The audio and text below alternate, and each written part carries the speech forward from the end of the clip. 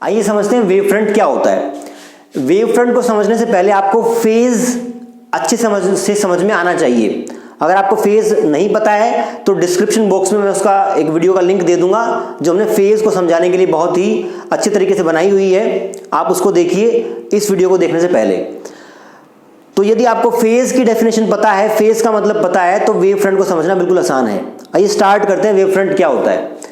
देखिए wave front में for example आप ये मानिए कि तालाब में मैंने एक पत्थर का टुकड़ा डाला, तो पत्थर का जो हमने टुकड़ा डाला है तालाब में, उसके कारण आपकी सर्कुलर वेव जनरेट होंगी।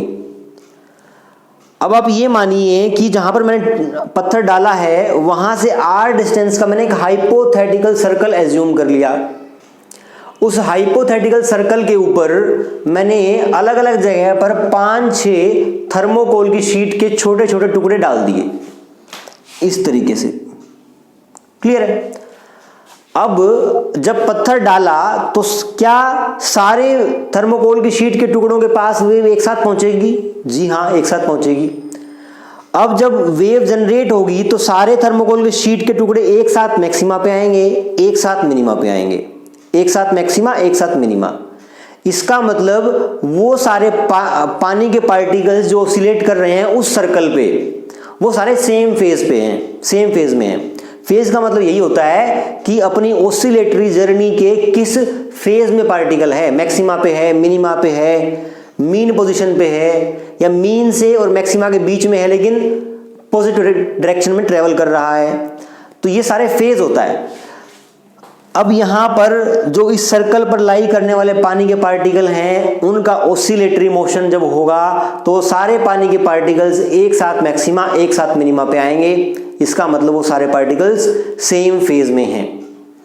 इसी बात को यूज करके हम वेव फ्रंट को डिफाइन करते हैं। Locus of all those points which oscillate in same phase is called wave front. तो जो जो पार्टिकल सेम फेज में ऑसिलेट कर रहे हैं, ये पार्टिकल ऑसिलेट कर रहा है, ये ऑसिलेट कर रहा है, ये ऑसिलेट कर रहा है, इस सर्कल पर लाइन करने वाले हर पॉइंट ऑसिलेट कर रहा है, तो उन पॉइंट्स को ज्वाइन करके जो आपकी फिगर बनेगी उसी को हम वेव फ्रंट कहते हैं। तो यहां पर सर्कुलर वेव फ्रंट बनेगी। सर्कल पर लाइन करने वाले वाटर पार्टिकल सेम फेज में ऑसिलेट करते हैं। अब यहां पर एक पानी का टैंक मान लीजिए। पानी के टैंक में यदि मैंने एक बम्बू स्टिक ऊपर से छोड़ दी, उसकी लेंथ उतनी ही है जितनी टैंक की है, तो स्टिक छोड़ने के बाद जो उस टैंक में जनरेट होंगी वेव्स वो कैसी होंगी? लीनियर। तो आप मान लीजिए मैंने इससे d डिस्टेंस की दूरी पर थर्मोकोल की शीट के टुकड़े 4 टुकड़े डाल दिए, तो वेव उनके पास एक साथ पहुंचेगी, वो एक साथ मैक्सिमा पे आएंगे, एक साथ मिनिमा पे आएंगे। तो इसका मतलब इस लाइन पर लाई करने वाले सारे पार्टिकल सेम फेज में हैं।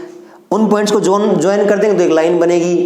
तो इसका मतलब हुआ कि यहां पर लीनियर वेव फ्रंट बनेगा।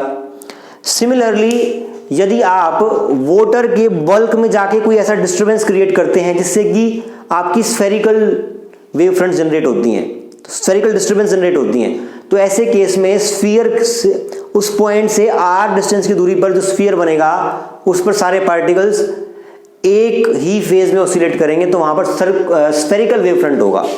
तो स्फेरिकल वेव फ्रंट भी हो सकता है।